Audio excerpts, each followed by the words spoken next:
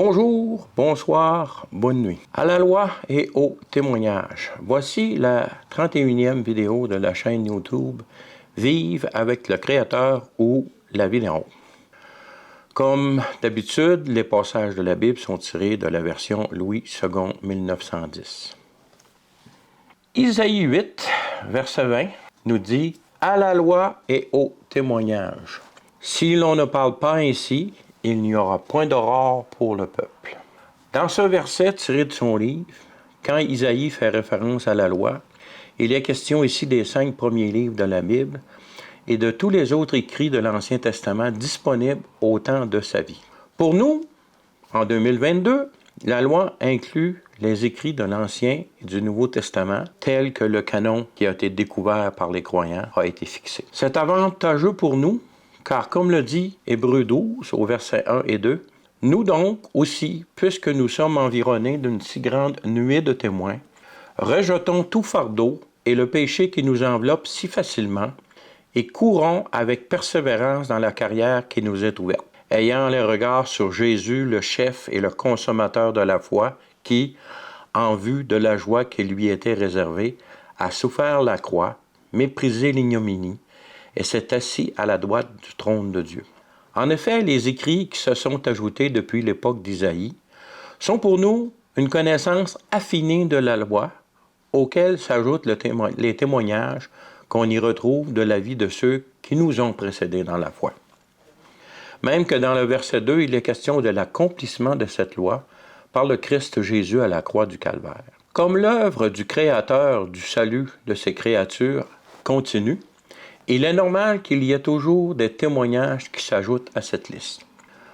Souvenons-nous du passage du chapitre 43 du livre d'Isaïe qui confirme les 2 sources de témoignages de la réalité du Dieu éternel et de la condamnation de l'iniquité.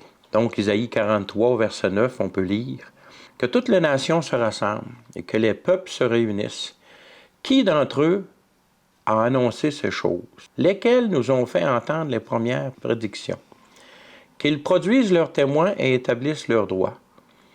Qu'on écoute et qu'on dise « c'est vrai. Vous êtes mes témoins, dit l'Éternel, vous et mon serviteur que j'ai choisi. » On va voir que vous êtes mes témoins, dit l'Éternel, et adressé au peuple d'Israël, vous et mon serviteur que j'ai choisi. Le serviteur qui a été choisi, c'est Jésus le Christ. Donc, je reprends le verset 10 pour le lire tout d'un trait. « Vous êtes mes témoins, dit l'Éternel, vous et mon serviteur que j'ai choisi, afin que vous le sachiez, que vous me croyiez et compreniez que c'est moi.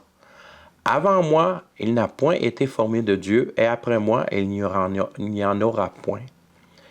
C'est moi qui suis l'Éternel, et hors moi, il n'y a point de sauveur. C'est moi qui ai annoncé, sauvé, prédit. Ce n'est point parmi vous un Dieu étranger. Vous êtes mes témoins, dit l'Éternel, c'est moi qui suis Dieu.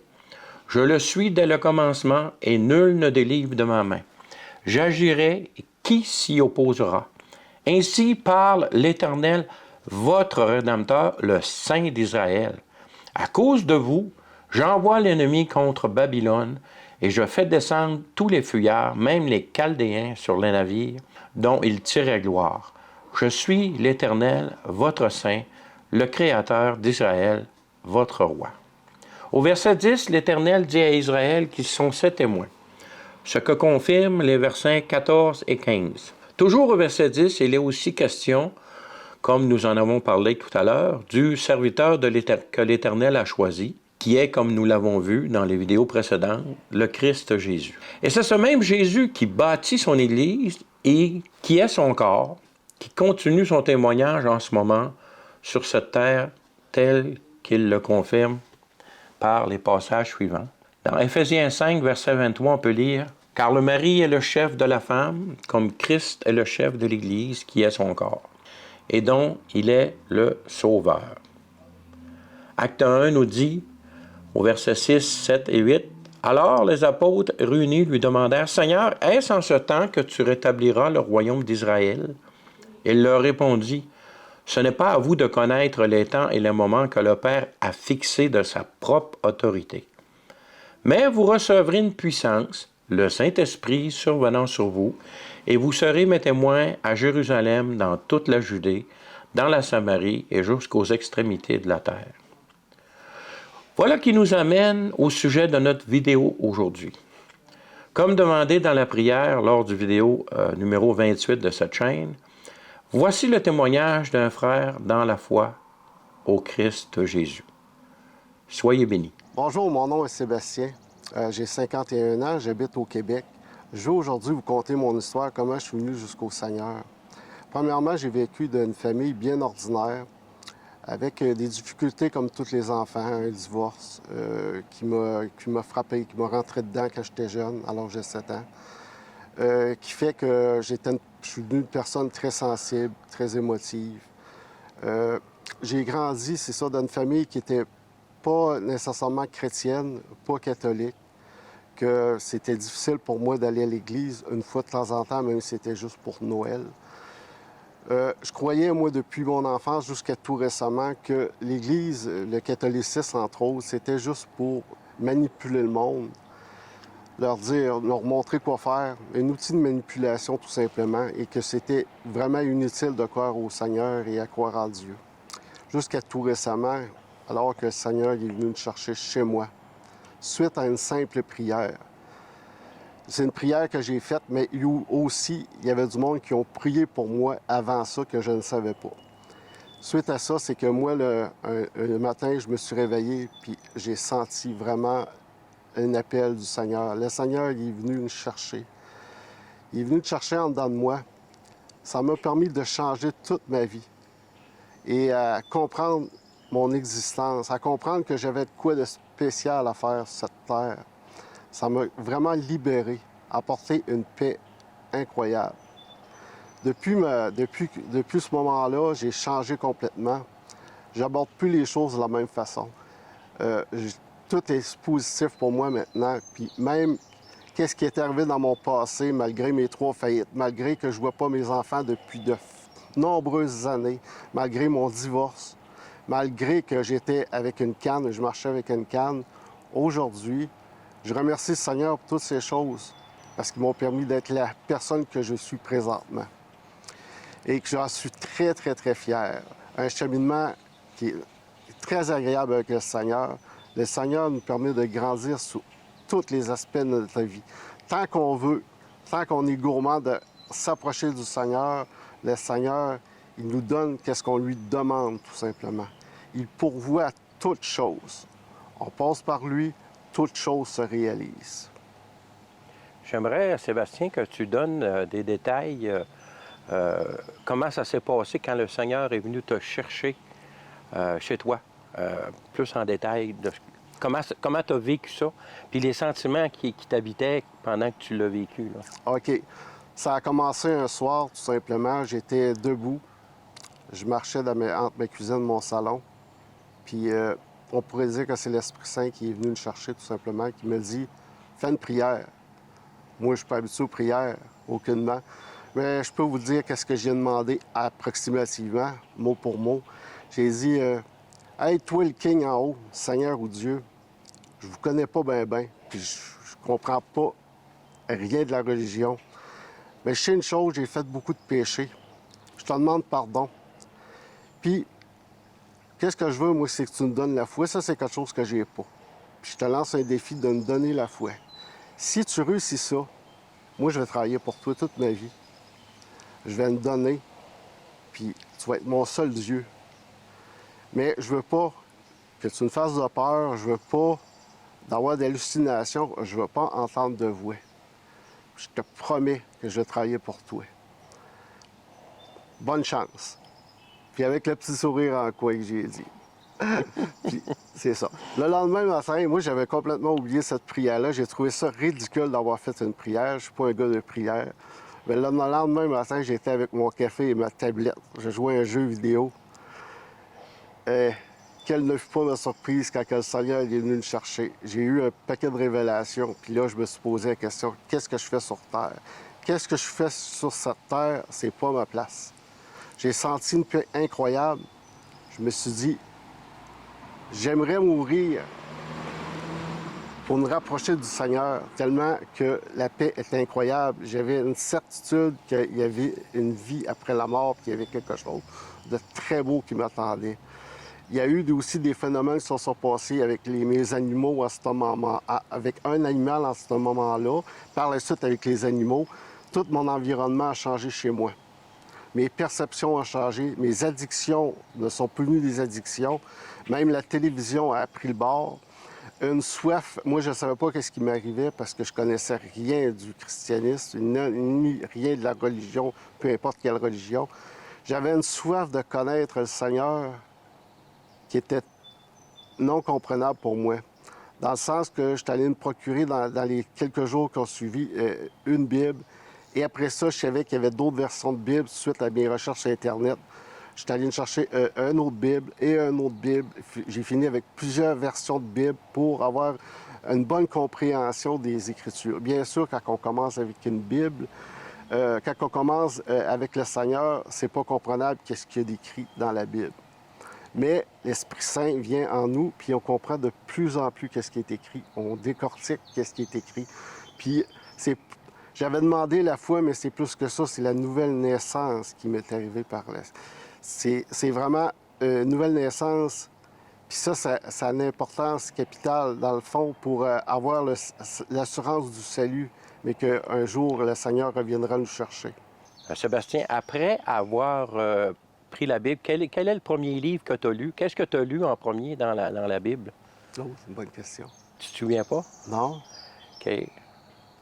Mais parce que là, tu as tout un cheminement après ça. Tu as un cheminement, parce qu'on fréquente la même église, toi et moi. Alors, il y a un cheminement qui t'a amené à fréquenter d'autres chrétiens là, dans l'assemblée qui nous est commune. Là. C'est comment ça s'est produit, ça? Comment ça se fait? Ça se fait que je suis allé à votre église? Bien, c'est ton église, là. Oui. Oui. Comment ça se fait que je suis allé à cette église-là? Oui. Sébastien, après avoir commencé à lire la Bible, maintenant que toi et moi, on fréquente la même assemblée, c'est comme ça que je t'ai connu, c'est comme ça que je suis venu au point de te demander de faire ton témoignage, vu la façon que ça s'est produit, parce que Dieu agit de différentes façons. Suite à avoir lu la Bible, comment tu as cheminé vers la fréquentation de l'assemblée qui nous est commune en ce moment? Bon, qu'est-ce qui est arrivé, c'est que moi, suite à ma conversion, suite à mes recherches aussi sur Internet, je savais qu'il y avait quelque chose, j'avais de la misère à savoir quoi qui se passait en moi pareil. Mais je savais qu'il y avait la nouvelle naissance. Et pourquoi j'ai choisi d'aller fréquenter une église, c'est que je voulais rencontrer les personnes qui avaient prié pour moi. Parce que moi, comment j'ai su que le monde avait prié pour moi? C'est mon demi-frère qui est venu chez moi parce que je voulais témoigner de qu'est-ce que j'avais vécu. Mon demi-frère s'assit dans un fauteuil, puis j'ai commencé à expliquer mon histoire, puis il a changé de couleur. Puis j'ai demandé comment ça se fait, pourquoi Jérôme, tu changes de couleur? Et il dit, on a prié pour toi à mon église. Ah oui? Il avait prié pour moi et ma fille. Et c'est cette prière, selon moi, qui a fait que j'ai fait cette prière-là, que l'Esprit Saint est venu me chercher. Là, j'ai dit, je veux bien rencontrer le monde qui ont prié pour moi, c'est intéressant. Je veux savoir c'est qui a prié pour moi, je veux connaître plus. Fait que j'ai fait des recherches sur Internet pour en apprendre plus sur cette église-là, et j'ai fréquenté cette église-là. Donc, c'est l'église dans laquelle on est tous les deux en ce moment? Oui, c'est ça. Okay. C'est qui le nom de ton demi-frère? Jérôme. Jérôme? Je le replace pas. Jérôme Roy. Jérôme Roy, je sais pas, il s'avait fait ouvert ici. Je sais pas si c'est une opération, ça dit quelque chose, non? Non. Il vient pas régulièrement? Non, il vient pas régulièrement. C'est comme si Dieu l'aurait utilisé juste pour ça. OK. Spécial, là. C'est bon. C'est bon. Alors maintenant, tu fréquentes notre assemblée et je peux témoigner de ton enthousiasme et de ta joie de connaître le Seigneur est tellement évidente que ça fait du bien pour un chrétien de longue date. Moi, ça fait au-dessus de 40 ans que j'ai rencontré le Seigneur. Merci. Et puis ton enthousiasme et ta joie, c'est beau à voir. Quels sont tes espoirs à partir de où tu es maintenant en ce qui concerne ta vie avec le Seigneur? Ah, moi, c'est une progression que je veux constante et je veux en apprendre plus. Parce qu'au début de ma vie chrétienne, je pensais qu'il fallait juste avoir la foi. Et la foi, c'est de croire à qu'est-ce on ne voit pas, tout simplement. Mais c'est plus que ça, là. Il y a une communion qui se fait avec le Seigneur. Une communion qui est profonde, qui nous apporte une paix et un amour vraiment intense, une joie de vivre, que toutes nos épreuves se changent en quelque chose de positif. Tout devient positif. Tout ce qui est négatif est là pour quelque chose. Et c'est de même qu'on apprend, qu'on devient de plus en plus fort. Le Seigneur nous met à l'épreuve à tous les jours, à tous les instants. Puis ça, je veux m'en servir pour grandir, pour nous rapprocher le plus possible du Seigneur. Parce que ça ouvre des portes. Quand on demande quelque chose, on reçoit. Et on n'est même pas obligé de demander, on reçoit. Le Seigneur, il nous connaît, il nous sonde. Tout ce qu'on veut, il le réalise si c'est dans son plan, tout simplement. Amen. Je vois ce que tu vis là, c'est que tu vis un peu l'enfance chrétienne. Je peux confirmer qu'au fil des jours qui m'ont passé, au fil des années, à un moment donné, tu vas grandir, puis Dieu va vouloir que tu marches de plus en plus. Pour l'instant, tu es dans ses bras, tu es choyé, tu grandis par les épreuves que tu rencontres à chaque jour. Ça fait partie de la croissance. Comme l'enfant, lorsqu'il commence à marcher, il tombe, il se blesse, mais il développe ses muscles, qui fait qu'à un moment donné, il peut aller jusqu'à courir. Oui. Alors, c'est ce que tu vis en ce moment. Oui. On peut... La rencontre que tu as faite, en fait, c'est le long de ma chaîne, quasiment. C'est... Tu vis en ce moment avec ton Créateur. Tu vis la vie d'en haut. Avec le Seigneur, on acquiert une sensibilité, on pourrait dire, surnaturelle. On pourrait dire une sensibilité qui est vraiment incroyable et qui est dure à assimiler pour nous autres, les humains, dans le sens qu'on sent les personnes. À proximité, on sent les personnes. Si une personne on chasse ses émotions, on sent même qu'est-ce qu'elle peut ressentir face à nous.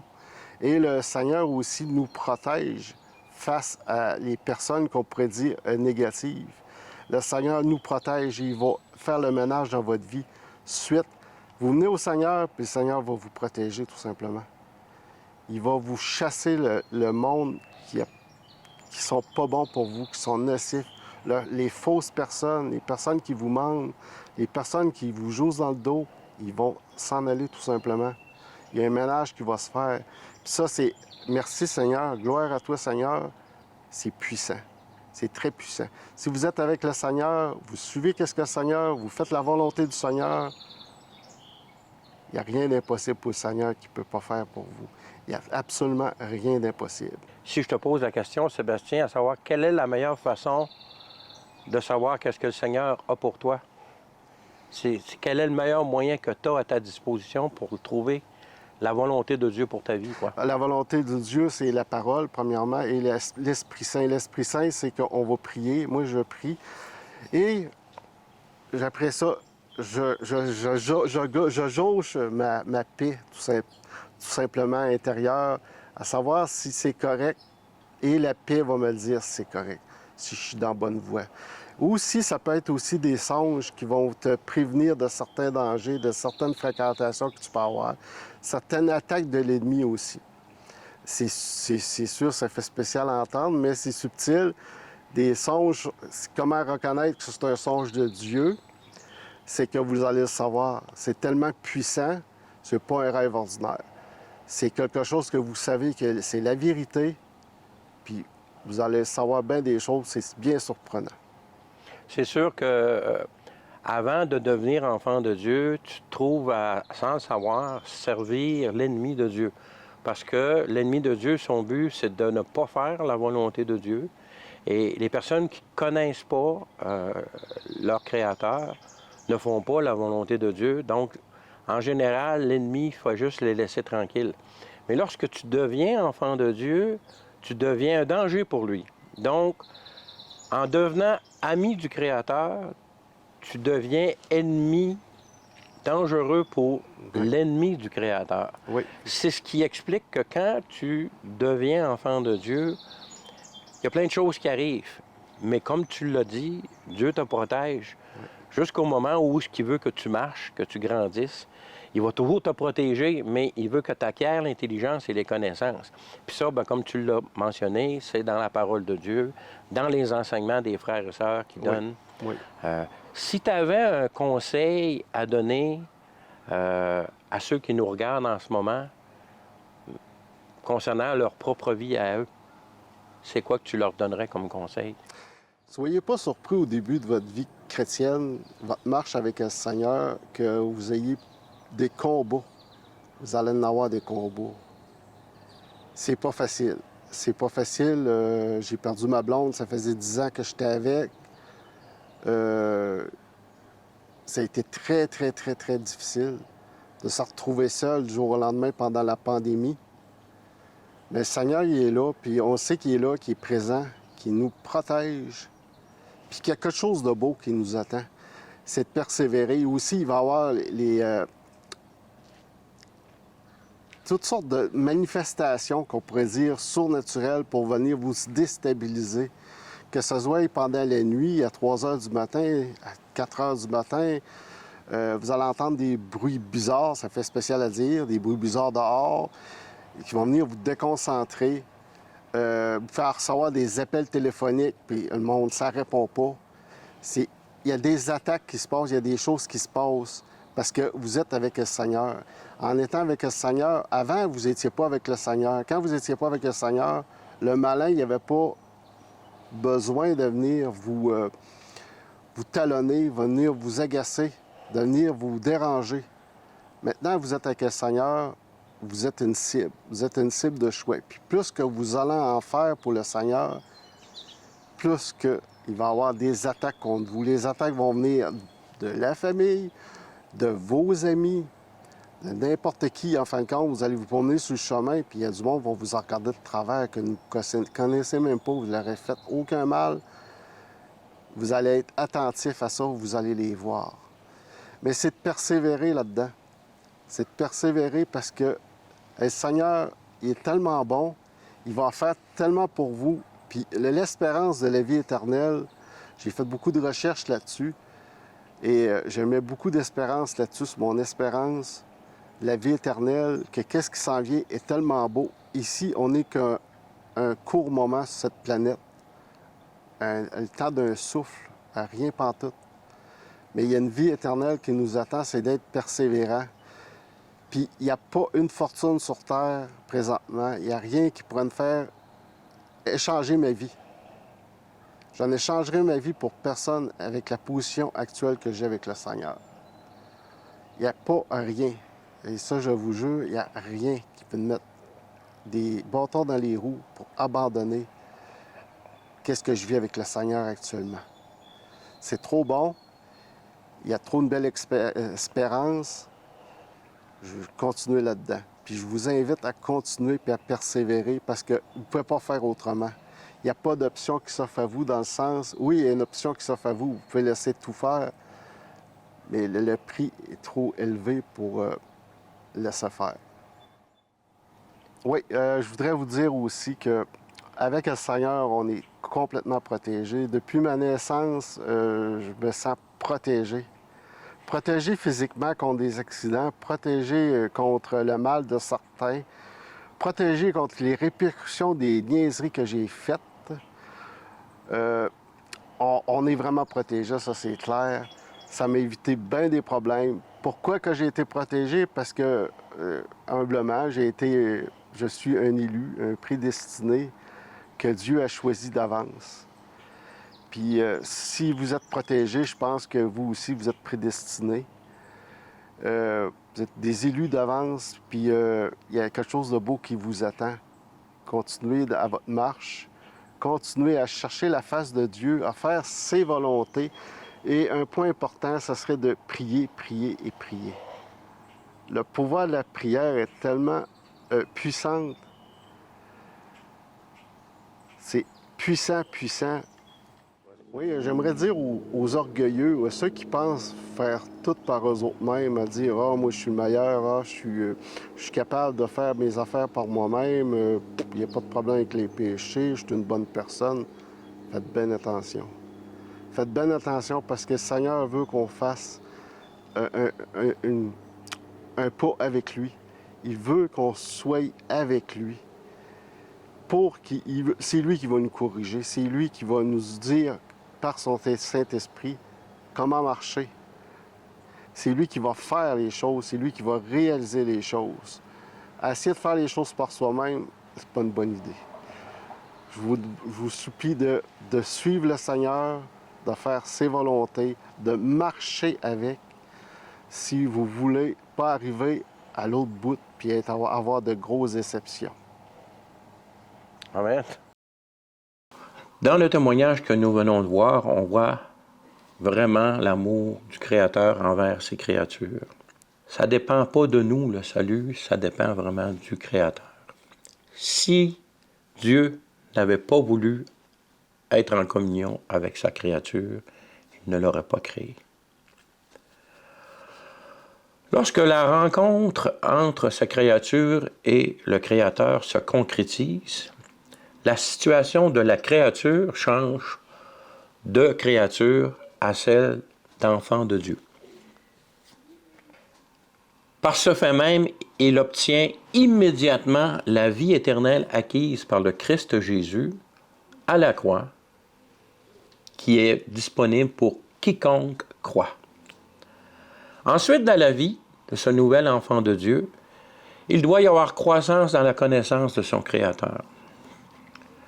Cette croissance passe nécessairement par la connaissance de la parole écrite, la Bible, dans laquelle nous guide l'Esprit Saint pour que nous puissions expérimenter la présence du Créateur dans la prière et la louange. Pour nous aider dans cette croissance, Jésus nous a donné, par l'opération de l'Esprit Saint, des ouvriers, comme le mentionne Éphésiens au chapitre 4, versets 11, 12 et 13. Et il a donné les uns comme apôtres, les autres comme prophètes, les autres comme évangélistes, les autres comme pasteurs et docteurs, pour le perfectionnement des saints, en vue de l'œuvre du ministère et de l'édification du corps de Christ, jusqu'à ce que nous soyons tous parvenus à l'unité de la foi et de la connaissance du Fils de Dieu, à l'état d'homme fait, à la mesure de la nature parfaite de Christ. C'est sans compter aussi les dons spirituels mentionnés dans le livre de 1 Corinthiens au chapitre 12, qui est accessible à tout et chacun de ceux qui croient en Jésus le Christ, donc tous les quiconques qui acceptent Jésus le Christ comme sauveur. On parle des dons spirituels.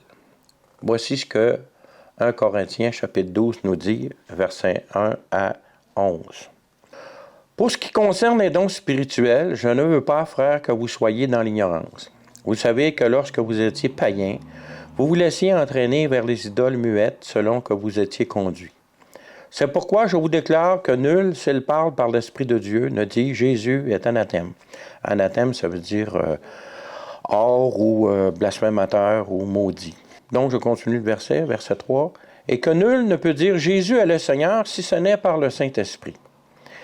Il y a diversité de dons, mais le même Esprit. Diversité de ministères, mais le même Seigneur. Diversité d'opérations, mais le même Dieu qui opère tout en tous. Or, à chacun, la manifestation de l'Esprit est donnée pour l'unité commune. En effet, à l'un est donné par l'Esprit une parole de sagesse, à un autre une parole de connaissance, selon le même Esprit. À un autre la foi par le même Esprit, à un autre le don des guérisons par le même Esprit. À un autre le don d'opérer des miracles, à un autre la prophétie, à un autre le discernement des esprits, à un autre la diversité des langues, à un autre l'interprétation des langues. Un seul et même esprit opère toutes ces choses, les distribuant à chacun en particulier comme il le veut. On voit donc ici que le Saint-Esprit équipe chaque croyant, chaque chrétien, de ses dons aux besoins du corps de Christ, comme nous venons de le mentionner aussi dans Éphésiens 4, pour le perfectionnement des saints en vue de l'œuvre du ministère de l'édification du corps de Christ, jusqu'à ce que nous soyons tous parvenus à l'unité de la foi, de la connaissance du Fils de Dieu, à l'état d'homme fait, à la mesure de la stature parfaite de Christ.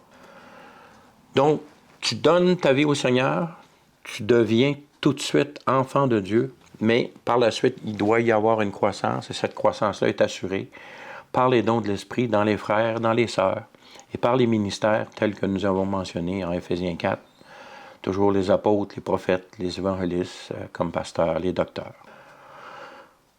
Voici une conversation que nous avons eue, Sébastien et moi, à la suite d'une affirmation qu'il a faite lors de son témoignage. C'est ici un bel exemple de partage de connaissances entre frères pour la croissance dans la découverte du vrai caractère de notre Créateur, basé sur son ADN, révélé dans la Bible. En effet, dans la Bible est révélé ce qui est nécessaire pour identifier le caractère de ce qui vient de Dieu et ce qui ne vient pas de Dieu. Un peu comme l'ADN d'une personne définit si elle a les yeux bleus, si physiquement parlant. La Bible, d'un couvert à l'autre, nous enseigne à connaître le vrai caractère du Créateur. On voit ça dans sa relation au fil des années, des époques, des millénaires, entre le Créateur et sa créature, comment est-ce qu'il est juste, comment est-ce qu'il est bon, comment il désire connaître sa créature, c'est pour ça qu'il l'a créé. Donc, tout l'enseignement de la parole de Dieu, la Bible, d'un couvert à l'autre, nous apprend à connaître, à reconnaître le caractère de Dieu. Le problème c'est que lorsqu'on devient enfant de Dieu, on n'a pas toutes ces connaissances-là, c'est à nous de les découvrir. Et au fil de notre croissance, notre compréhension du caractère de Dieu va évoluer au fur et à mesure que l'Esprit Saint va nous révéler.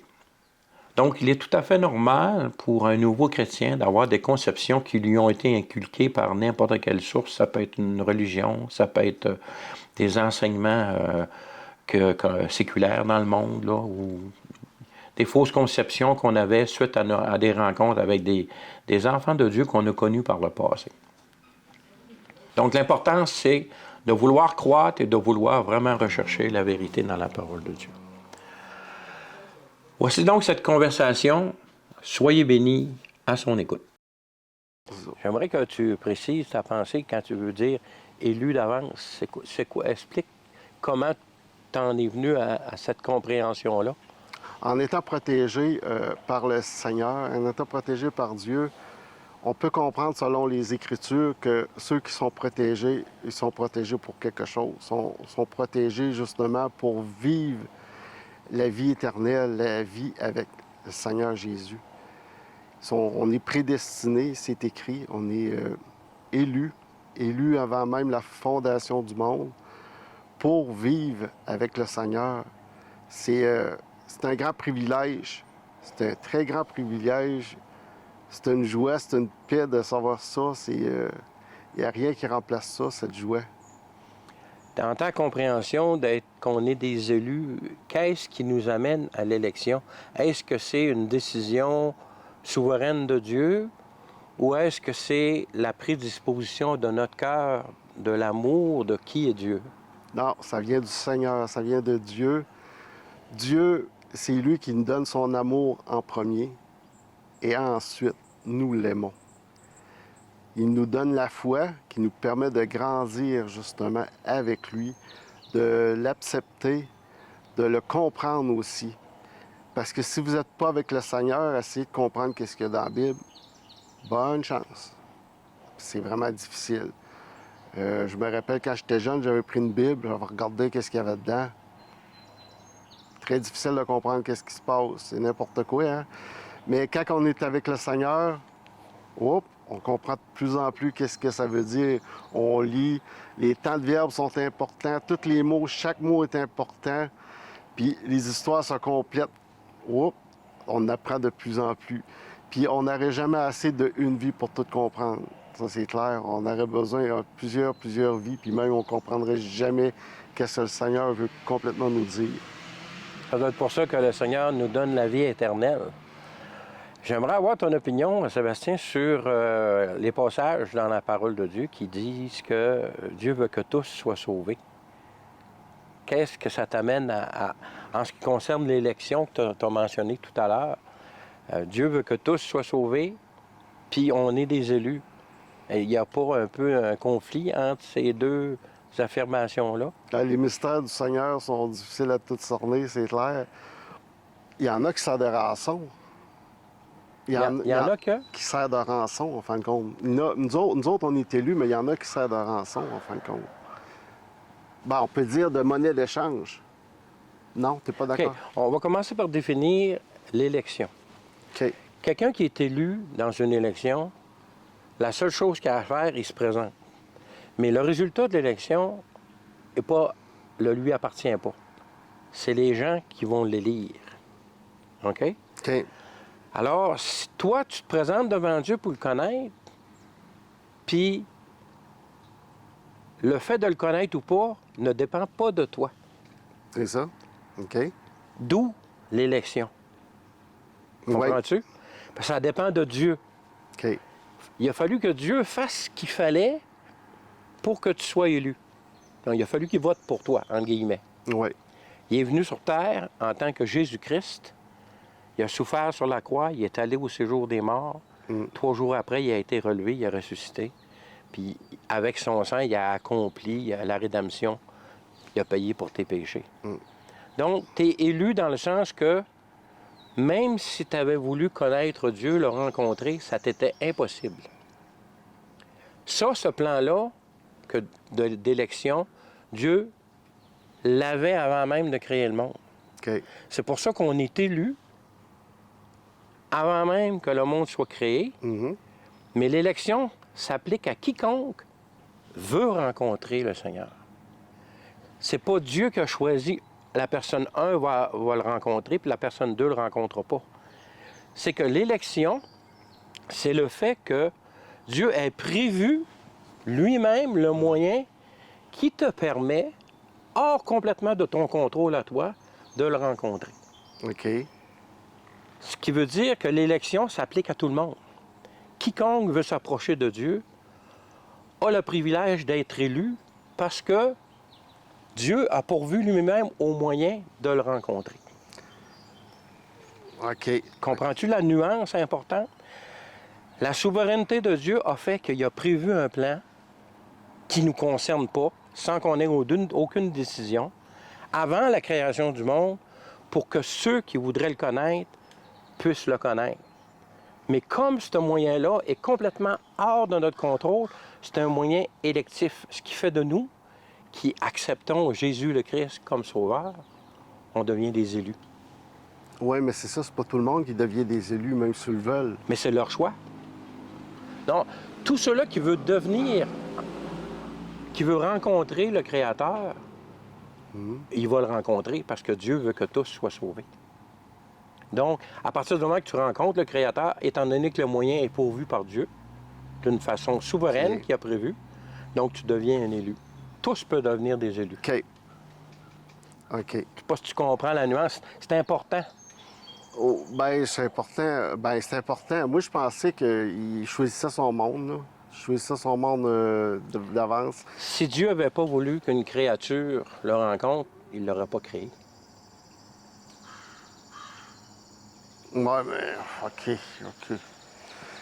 À chaque personne qui refuse le moyen d'élection que Dieu a pourvu, c'est-à-dire le sacrifice de Jésus, le Christ sur la croix, OK. c'est une douleur au Créateur qu'il vit.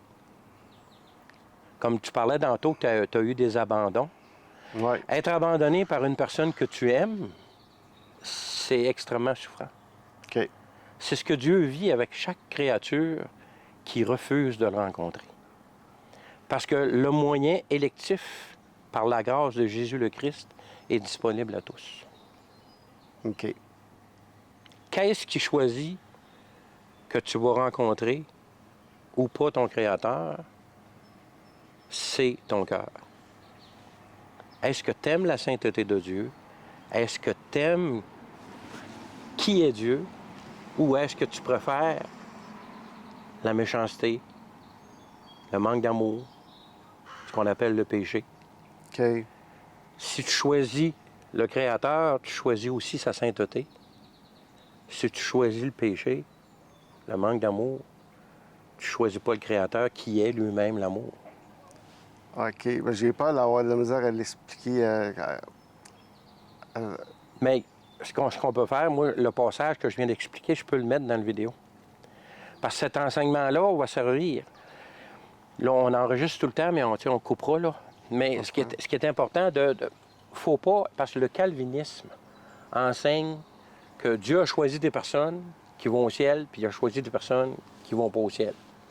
Puis c'est une fausse doctrine, c'est pas vrai, ça. Dieu veut que tous soient sauvés. L'élection, c'est vraiment que le moyen de rencontrer Dieu ne vient pas de nous.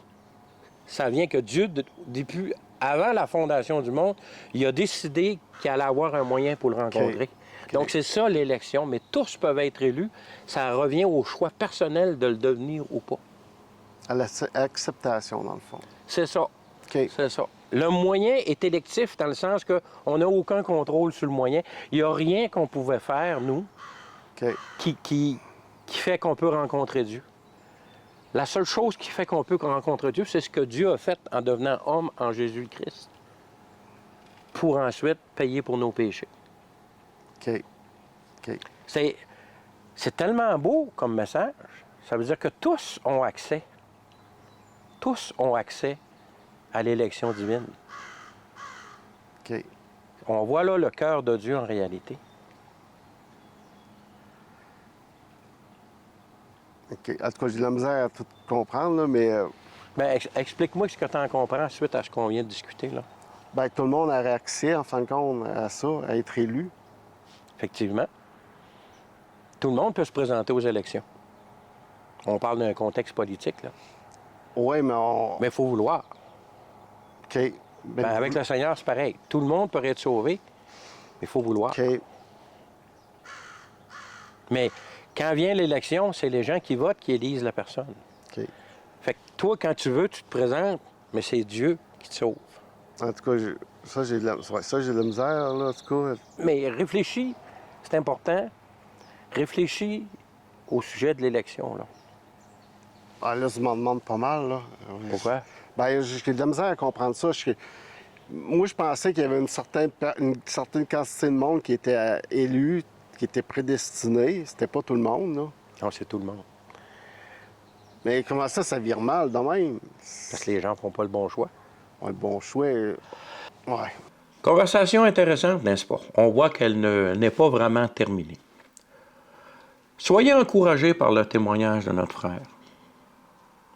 Votre frère, si vous êtes enfant de Dieu. Si vous ne l'êtes pas encore, bien, il va devenir votre frère lorsque vous deviendrez enfant de Dieu. Remarquez que son témoignage ne fait que commencer. Notre conversation qui se termine sur l'appel à approfondir la parole de Dieu, qui nous est révélée au fur et à mesure de notre croissance spirituelle, laisse la place à une multitude de développements ultérieurs pour Sébastien et pour moi-même.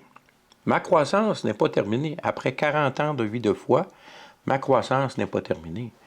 Alors que Sébastien, bientôt, va compléter sa première année de vie de foi. Mais pour chacun d'entre nous, le Seigneur est là, il nous enseigne, il nous garde, il nous protège, il nous corrige, parce qu'on est ses enfants légitimes.